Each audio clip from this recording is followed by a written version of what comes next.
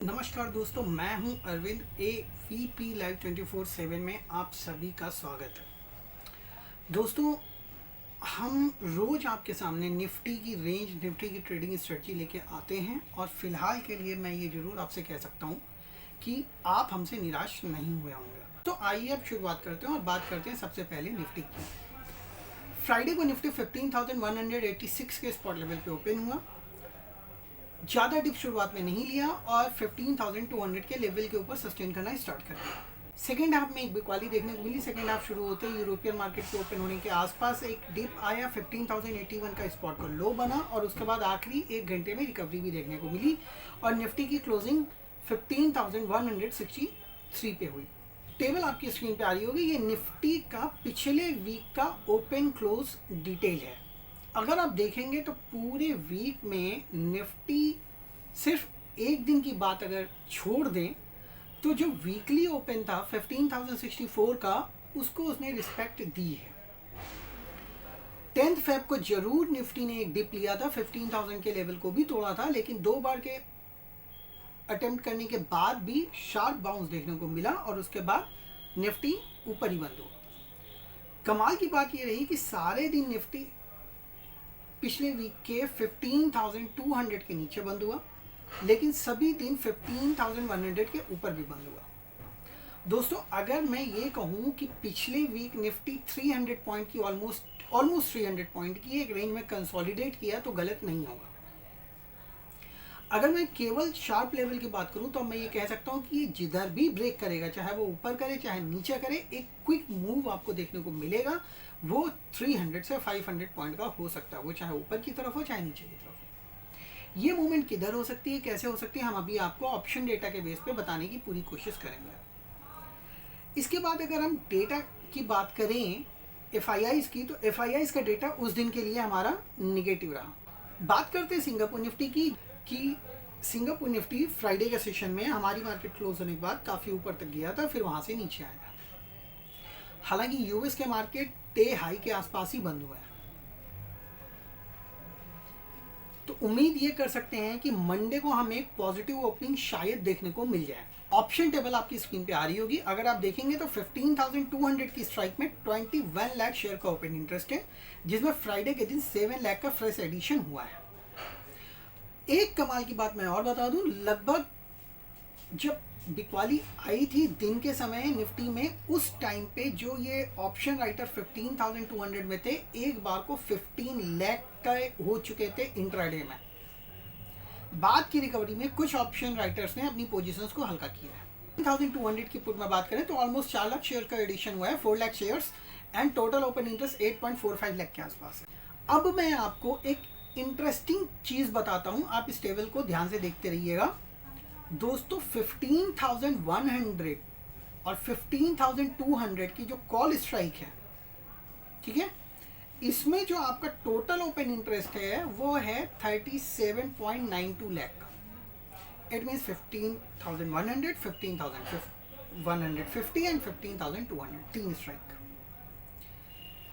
मैं ये लेवल पे इसलिए बात कर रहा हूँ क्योंकि यहाँ 200 के आसपास निफ्टी रेजिस्टेंस ले रहा है और फिर नीचे आ जाता है, इसलिए। अब आप ये भी देखते हैं कि 15,000 से बाउंस आ जाता है, तो मैं एक बार नीचे के 100 पॉइंट पे जाता हूँ। अब अगर मैं नीचे की बात करूँ तो 15,100 से लेके 15,000 की पुट में 15,100, 15,050 और 15,000 तीनों स्ट्राइक मिला के 36.33 लाख का ओपन इंटरेस्ट मौजूद है। दोस्तों, ये फाइट काफ़ी बैलेंस अभी भी है, पिछले वीक के बाद भी यही एक वजह है। जैसे ही 15,200 के ऊपर जाते हैं, कॉल राइटर्स प्रेशर बना देते हैं, और जैसे ही 15,000 तोड़ता है, पुट राइटर से बाउंस दे देता है। पर दोस्तों, अब ये रेंज टूटेगी किधर और कहाँ जाएगी? तो अगर हम आपको कोई एडवाइस करें या ये कहें, हमारा व्यू अपना रखें, तो मैं आपसे ये कहूँगा, जब तक 15,000 के नीचे क्लोज नहीं होता है, पोजिशनल सेल मत करिए, और जब तक 15,250 के ऊपर क्लोज नहीं होता है, पोजिशनल लॉन्ग मत करिए। आपको याद होगा कुछ दिनों पहले तक, यूं कहें लास्ट वीडियो में भी हम ऊपर को लेके काफ़ी ऑप्टिमिस्टिक थे, पर आज थोड़ा सा कंसर्न है। उसका रीज़न मैं अभी आपको इसी डेटा टेबल से एक्सप्लेन कर दूंगा। दोस्तों मैं इस 100 पॉइंट के कंपेरिजन को थोड़ा सा बढ़ाऊंगा। आप 15,100 से लेकर 14,800 इस पे आइए, 300 पॉइंट की रेंज पुट की। टोटल ओपन इंटरेस्ट है 63,501 लाख का। लेकिन जब आप ऊपर जाते हैं 15,200, इसमें आप पाएंगे कि 15,200 से लेकर 15,500 तक 93.43 लाख शेयर्स का ओपन इंटरेस्ट मौजूद है कॉल राइटर्स हैं। यही एक वजह है कि निफ्टी जैसे ही ऊपर जाता है ऊपर से बिकवाली आ जाती है। और इंटरेस्टिंग चीज मैं आपसे क्यों बोला कि 15,250 के ऊपर क्लोज होने पे ही पोजीशन लॉन्ग करिए, उसकी वजह यह है कि 15,200 पे आपका 21 लाख शेयर का ओपन इंटरेस्ट मौजूद है। उसके बाद 15,300 पे कम है, 15,400 पे कम है, फिर इससे ज्यादा ओपन इंटरेस्ट 15,500 पे है। नीचे में हमें क्लोजिंग कम से कम 15,100 के नीचे तो चाहिए ही चाहिए, जिससे हम ये एक्सपेक्ट कर सकें कि शायद डाउनसाइड आ जाए। अभी मैं 15,000 ब्रेक होने की बात नहीं कर रहा हूं, पर मैं कह रहा हूं शायद आ जाए। ये एक तरह से इंडिकेटिव हो सकता है, क्योंकि अगर ऐसा हुआ किसी भी दिन इस वीक में हम 15,100 के नीचे क्लोज हुए या किसी भी दिन क्लोज हुए, तो होगा क्या, जो 15,200 का कॉल राइटर्स हैं वो और ज़्यादा प्रिवेल कर जाएंगे, और साथ में 15,100 की कॉल पे भी ऑप्शन राइटर्स एक्टिव हो जाएंगे। और जैसे ही ऐसा होगा ऊपर से निफ्टी पे और प्रेशर बनेगा। हालांकि एफआईआई का सेंटिमेंट फ्राइडे के सेशन में निगेटिव है, तो क्वाइट पॉसिबल हम मंडे को पॉजिटिव ओपन भी अगर हो तो हमें एक सेलिंग प्रेशर देखने को मिल जाए या हम मार्केट में थोड़ी सी गिरावट विटनेस करें।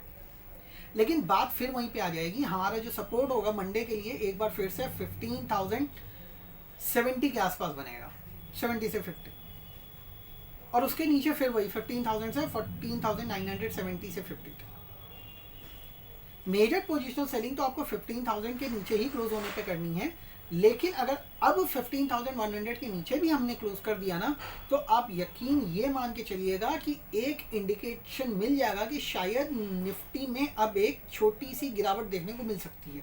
मैं छोटी सी गिरावट इसलिए कह रहा हूँ कि 14,800 की जो पुट है ना, वहां तक निफ्टी को बेस मिलता हुआ दिख रहा है। हालांकि 14,800 भी अब यहाँ से ऑलमोस्ट 400 पॉइंट नीचे है, और 400 की गिरावट एक बड़ी गिरावट हो गई है फिलहाल। तो 15,100 अगर एक बार टूटे तो हम ये उम्मीद कर सकते हैं निफ्टी शायद 14,800 तो दिखाई देगा। इसी तरह से अगर 15,200 के ऊपर क्लोज करेंगे तो हमें 15,500 मिल जाएगा।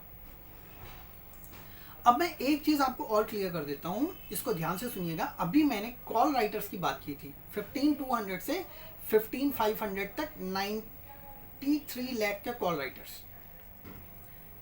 दोस्तों अगर किसी वजह से 15,500 निफ्टी पहुंच जाता है ना, तो ये सब ट्रैप होंगे। शुरुआत तो 15,200 के ऊपर क्लोज होने से हो जाएगी, उसके बाद ब्रेकआउट आएगा, 15,300 ऊपर निकलेगा और ट्रैप, उसके बाद और ट्रैप। पुट में अभी मैं ट्रैप इसलिए नहीं बोल रहा हूं क्योंकि पुट में राइटर्स जो हैं वो अभी कॉल राइटर्स के कंपैरिजन में थोड़े से कम हैं।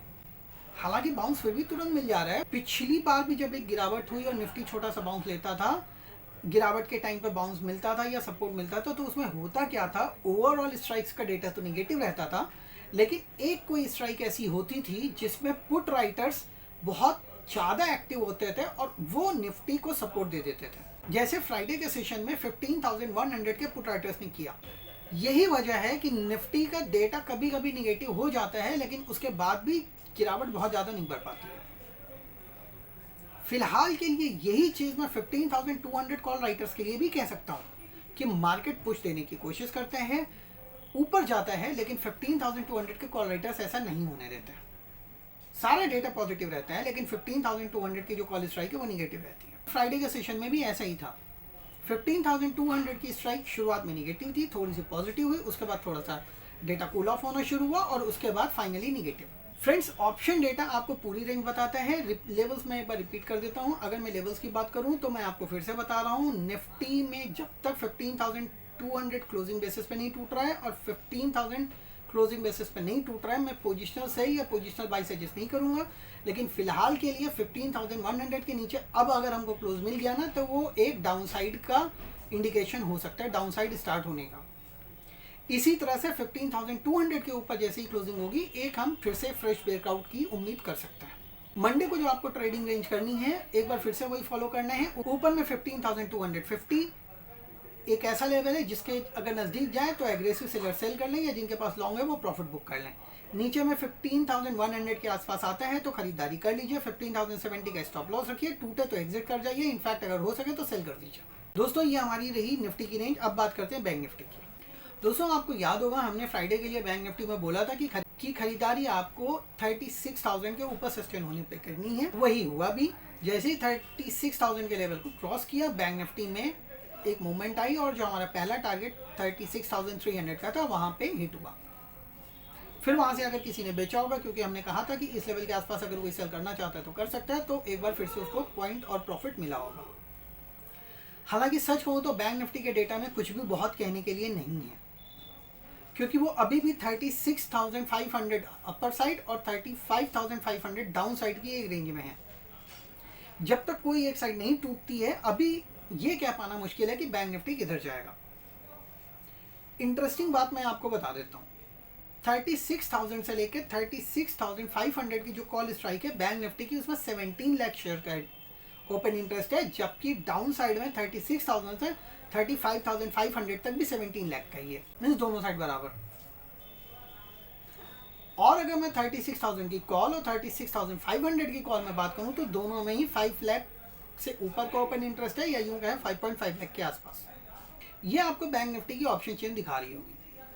यही एक वजह मैं आपसे कह रहा हूं कि बैंक निफ्टी का 36,500 के ऊपर निकलना जरूरी है। जैसे ही होगा ये जो 17 लाख कॉल राइटर्स हैं ये ट्रैप हो जाएंगे, और अगर 35,500 टूटा तो ये पुट राइटर्स ट्रैप हो जाएंगे और ये कॉल राइटर्स प्रिवेल कर जाएंगे। फिलहाल फ्राइडे को बैंक निफ्टी ने मार्केट को लीड करने की कोशिश की, और अगर मैं ये कहूँ कि निफ्टी और भी गिरता अगर बैंक निफ्टी में रैली नहीं होती तो गलत नहीं होगा।